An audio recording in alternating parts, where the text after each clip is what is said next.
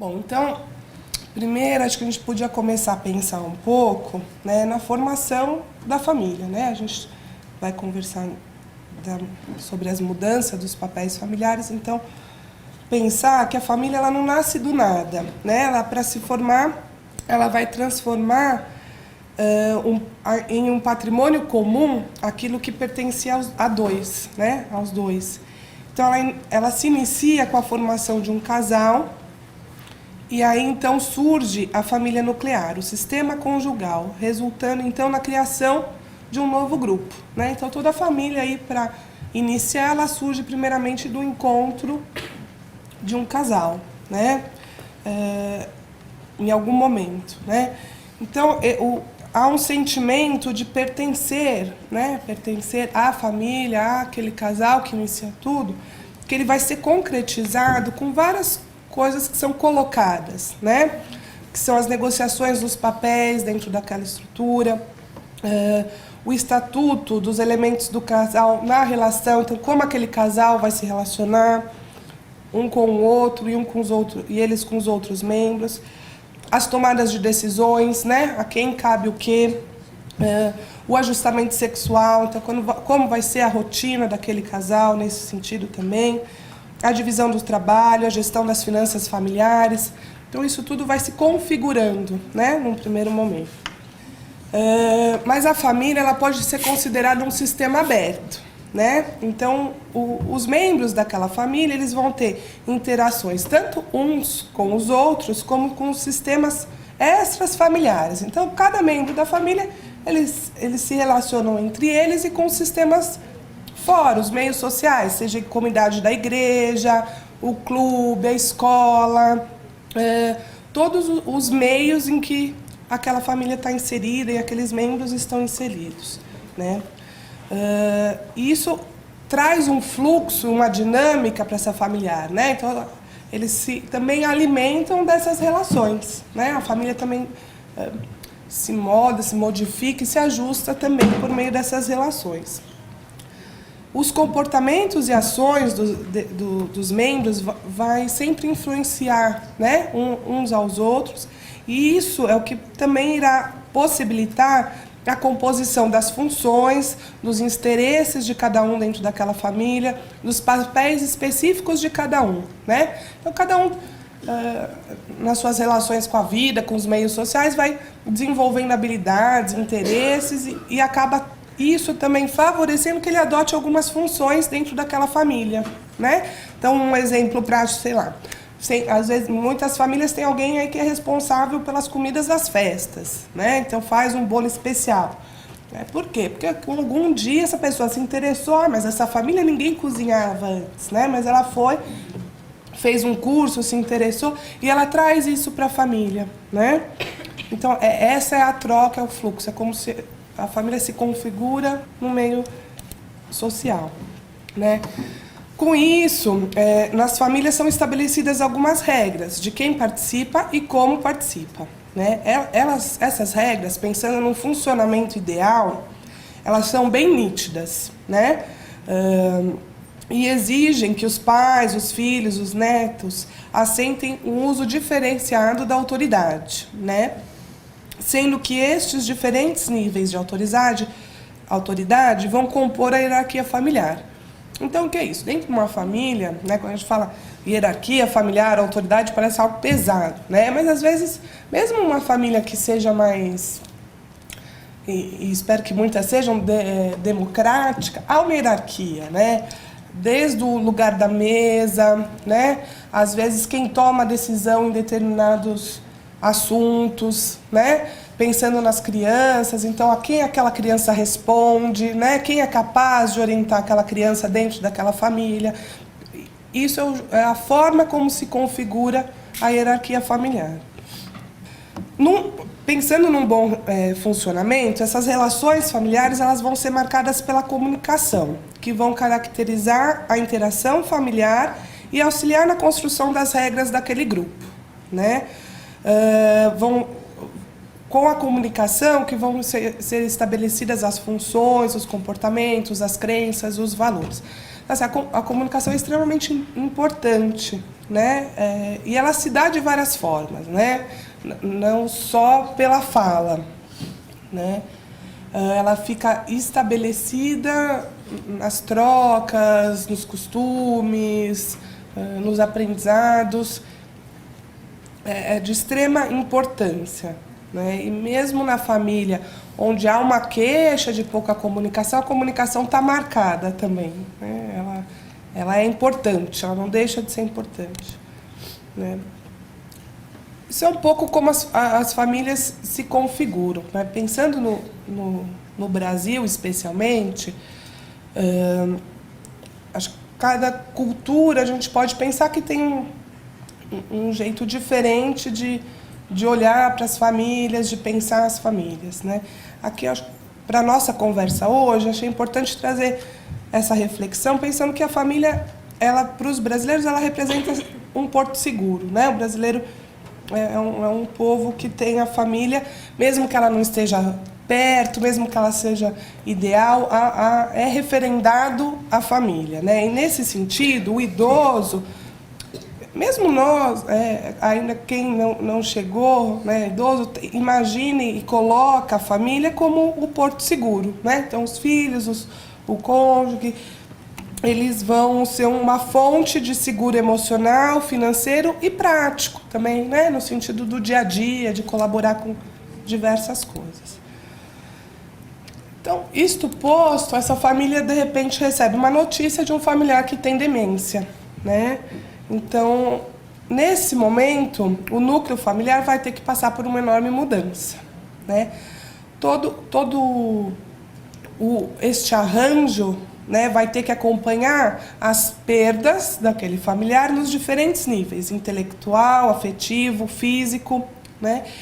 E é uma pessoa que, em geral, se tem algum afeto, né? Isso traz os sentimentos de diversos níveis, né? Seja depressão, pena, culpa, medo, sobrecarga física, sobrecarga emocional, né? Mesmo no momento de receber né, o diagnóstico, depois acompanhando aí as perdas que vêm, isso vai não necessariamente acontecendo tudo junto, né? Mas isso vai permeando as relações daquela família. Então, diante dessa situação e rotina, né, os cuidadores, os familiares, eles vão ser testados todos em relação à adaptação para essa nova realidade, né? Então, são capazes, como estamos organizados para enfrentar essa nova situação, né? O nível de dependência do familiar acometido, ele vai ter uma influência direta nessa acomodação, né? Provavelmente, quando mais alguma situação acontece que parece estar mais ampliada aí a dependência, vão havendo rearranjos, né? Não fica estático a partir do momento que é colocado o diagnóstico, né? As coisas é dinâmico, né? Vão modificando diante de cada situação que surge, né? Seja tanto pela modificação dos papéis ou pelo sentimento de sobrecarga, o que a gente vai percebendo é que vai ter uma vivência de um estresse generalizado, né?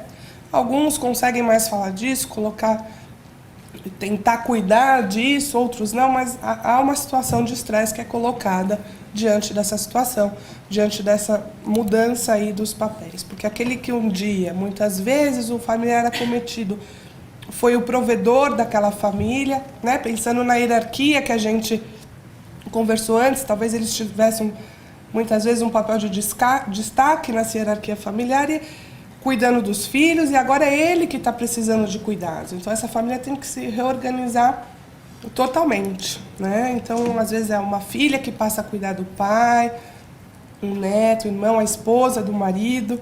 Enfim, independente de como isso se configura, que embora muitas vezes tem muitos membros da família envolvida, acho que sempre acaba tendo um cuidador principal, né?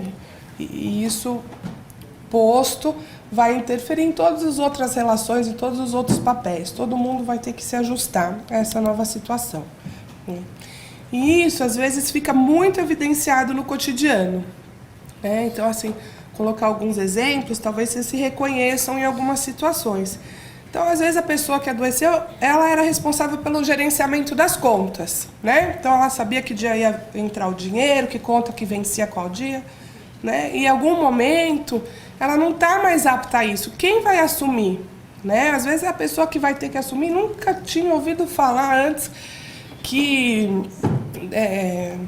podia pôr em débito automático, né? Ou para receber, como que ia fazer, mas ela vai ter que se adaptar a isso, né? Vai ter uma mudança do papéis, né? Os médicos, né? Então, assim, quem marca o médico, gerenciar a rotina, identificar a necessidade de marcar o médico, ter que levar as terapias, o ambiente, né? Em muitas famílias, às vezes, vão ser necessários alguns ajustes, seja tirar um tapete, seja mudar uma cama, né? São coisas extremamente importantes, porque às vezes a filha se vê, olha, tem aquele tapete lindo, maravilhoso, que a mãe adora, né? Que nunca quis que ninguém colocasse a mão, porque ela ganhou de não sei quem, quando fez um enxoval, e aí a filha tem que tirar, porque alguém orientou, porque ela pode cair, e aquilo está um risco, né?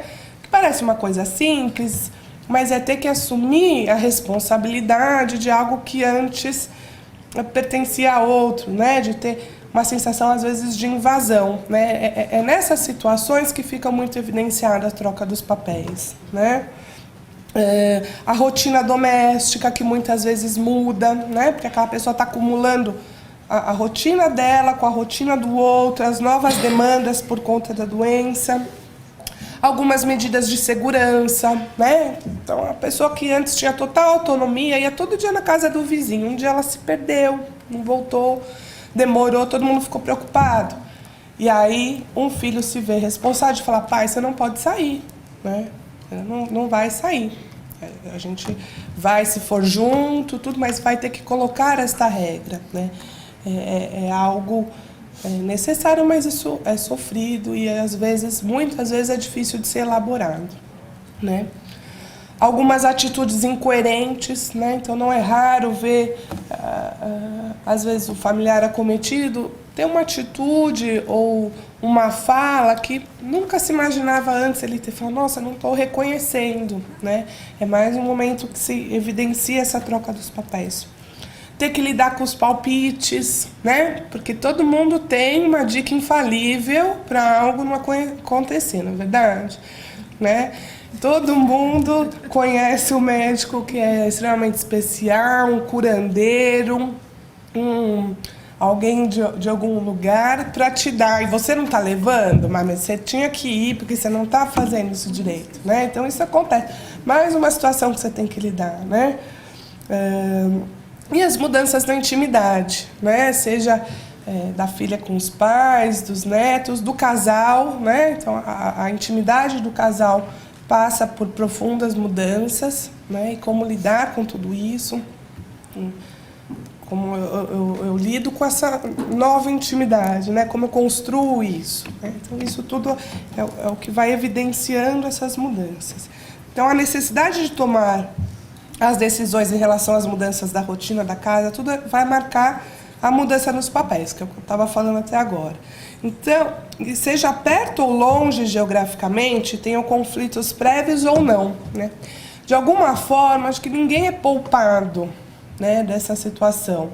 Mesmo um familiar que não é o cuidador principal, que está mais longe, até às vezes geograficamente, mora em outra cidade, mora longe, ou um idoso que mora sozinho e tem cuidadores profissionais, mesmo assim, né, aquele familiar está impactado por toda essa mudança, por estar assumindo novas tarefas que previamente não eram deles, né? Mesmo tenham conflitos prévios ou não, né? Porque a gente está colocando uma situação que acontece numa família que já existia, que tem uma história enorme e que muitas vezes não era tudo tão lindo assim, né? Existiam conflitos, mesmo com a pessoa que adoeceu, né? às vezes conflitos até não resolvidos, né? Às vezes coisas mais banais, ou algumas outras famílias, algumas coisas mais sérias. E aí como é que fica, né? E aí tudo zera, será? Né? A pessoa passa a um outro patamar por conta da doença. Como se resolvem esses conflitos agora, né? Isso também são coisas que se levam em consideração. Então, isso posto, o que fazer, né? Acho que muita gente se sente aí de mãos atadas em muitas dessas situações, sejam em pequenos momentos do cotidiano, seja na hora de pensar para frente, de imaginar os próximos passos, as vivências, né? Muito difícil a hora que eu fiquei montando a pensar assim, o que fazer, né? Acho que a gente vai também dando dicas, né, de alguma forma, e acho que uma coisa importante é vir procurar ouvir as coisas. Acho que essa é uma coisa fundamental, né? E tentei colocar aqui algumas coisas que, na minha prática clínica, a gente vai vendo que funciona, né? E talvez experimentar algumas, outras não, mas enfim, né? Então, assim, de qualquer forma, eu penso que o grande enfrentamento da doença está relacionado à informação. Seja a informação do ponto de vista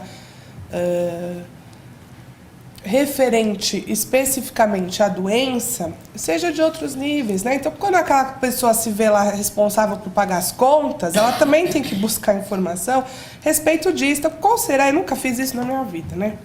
Se eu ficar tentando fazer igual o outro fazia, talvez seja mais difícil. Então, sempre buscar informação, seja para lidar com aquele paciente, seja para dar conta de assumir as novas tarefas, porque esse é um jeito que pode facilitar as coisas acontecerem, né?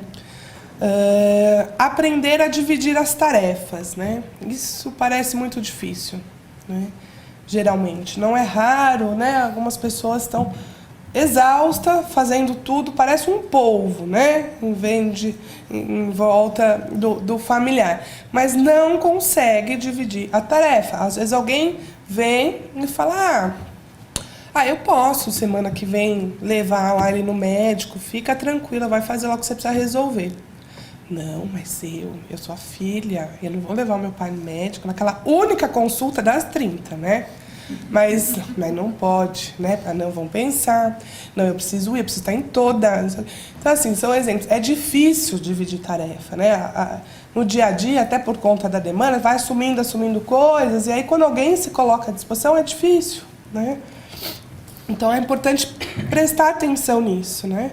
Comunicação, né? Quantas coisas não são ditas, né? Sejam com os profissionais, sejam entre os familiares, os membros mais próximos, mais distantes, não são faladas, seja para resolver coisas práticas, seja do ponto de vista emocional, né? Vai acabando que a família não vai se comunicando mais, né? Aquela comunicação que a gente conversou no começo, que era extremamente importante, ela vai se perdendo, né? E só se fala aí, né, da marcação da consulta, que foi lembrado, hoje ele lembrou disso, ontem não lembrou, e isso vai tornando as coisas mais pesadas e a função desses novos papéis mais difícil, né? A reorganização do cotidiano, né, isso é importante, porque as coisas vão aparecendo e vão sendo colocadas, né, no dia a dia, porque tem que se dar conta.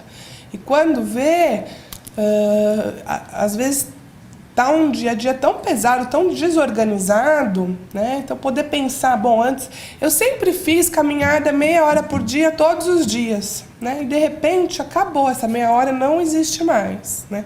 Será que não dá para pensar? Não dá para ser meia hora todo dia, mas dá para ser 10 minutos, dá para ser 2 vezes por semana. Então, tentar pensar o cotidiano com essas novas tarefas, com essas novas funções, numa nova organização, para tentar caber e tentar organizar, né, as coisas. Então, eu tenho que fazer alguns telefonemas, eu vou aproveitar um momento que eu sei que todo dia vem meu irmão jantar com meu pai, eu vou aproveitar esse meia hora e vou fazer. Então, tentar pensar como organizar as coisas.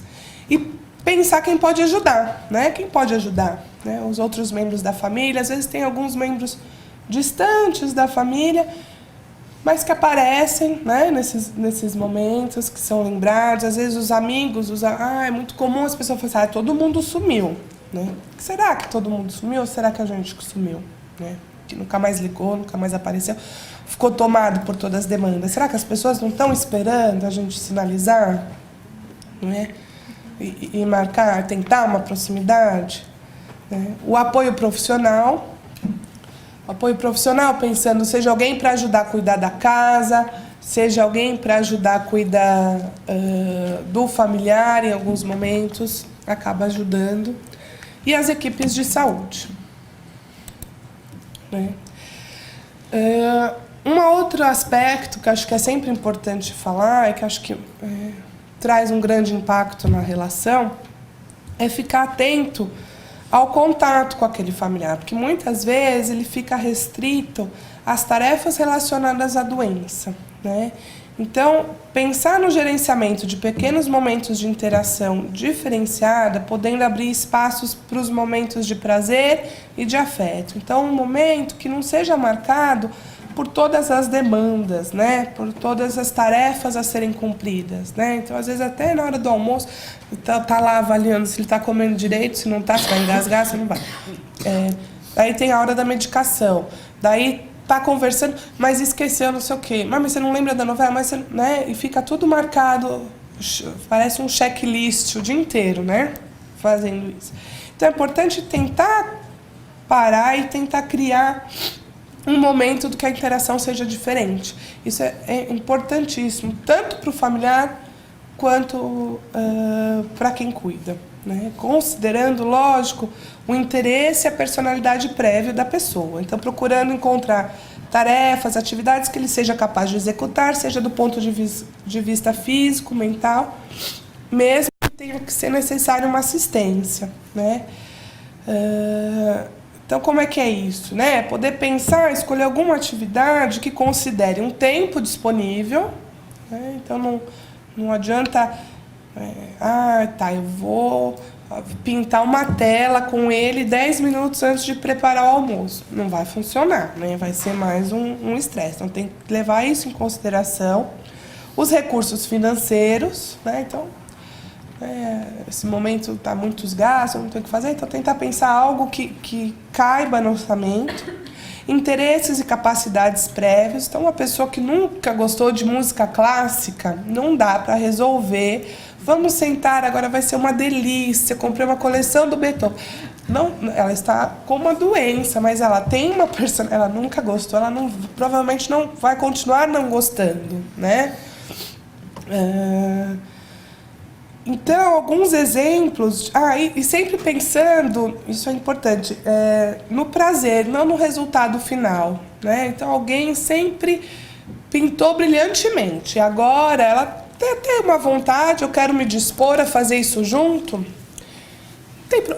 certamente não vai ficar igual ela fez há 10, 15 anos atrás, mas acho que esse não é o problema, é importante medir o prazer da pessoa fazendo, o prazer da interação naquele momento, né?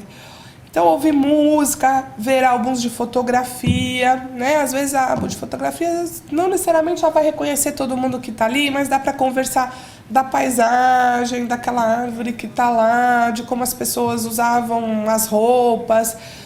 Dá para usar a fotografia como algo para disparar um bate-papo prazeroso, né? Às vezes algumas conversas sobre o passado, né? Então às vezes a pessoa está relembrando, mesmo que não seja com os dados completamente fiéis, né, ao que fato, mas é gostoso, é um bate-papo descompromissado, né? Caminhadas, pensar em pequenos projetos, jardinagem, pintura, etc. Exercício físico, né? Lógico que é algo que seja compatível com a história prévia da pessoa. Dança, né? Dançar é uma coisa assim que não custa dinheiro. Às vezes muitas pessoas gostavam já de dançar e isso pode ser tranquilamente feito em casa. Uma pequena tarefa da casa, então, sei lá, separar organizar as meias nos bolinhos e fazer isso junto e contar com a colaboração, né? Porque muitas vezes a família, nessa situação, em algum momento da doença, o familiar fica também muito isolado, né? De todas as rotinas, numa boa intenção, muitas vezes, numa tentativa de poupá-lo, não há nada na casa mais que ele seja responsável. Será que não dá para pensar alguma pequena coisa? Adaptar? Né? Tudo isso, na verdade, está relacionado com a busca da manutenção da identidade. Né? A manutenção de poder enxergar no outro, de enxergar naquele familiar que adoeceu, aquela pessoa com quem eu convivi ao longo de toda a minha história prévia. Né? E a manutenção também da identidade de quem está cuidando, né? Porque não é raro a pessoa aí assumir novos papéis de compromisso dentro daquela família e perder toda a sua história prévia, né? Então, uma pessoa que adorava, sei lá, encontrar com as amigas para ir ao teatro, se vê há 2 anos, 3 anos, nunca mais foi ao teatro, né? Então, tentar buscar também que algo seu, que é prévio a essa situação colocada, seja mantido, né? Acho que isso é de fundamental importância. Acho que tendo isso, a ideia é que ter isso em mente pode nortear, quando se para pensar, olha, a coisa não está indo bem, acho que eu vou parar e pensar o que eu posso fazer. Acho que ter isso em mente pode nortear as ações, o que vai fazer, né? Então é isso. Às vezes precisa de ajuda para organizar tudo isso. Queria colocar também à disposição de vocês o serviço de terapia ocupacional aqui do Instituto de Psiquiatria, né? Neste momento, o ambulatório de terapia ocupacional tem, para os casos de demência leve, um grupo de estimulação cognitivo-funcional e, para os quadros de demência moderada e grave, um programa de apoio aos cuidadores, né? A gente está lá à disposição. Eu queria agradecer a atenção de vocês.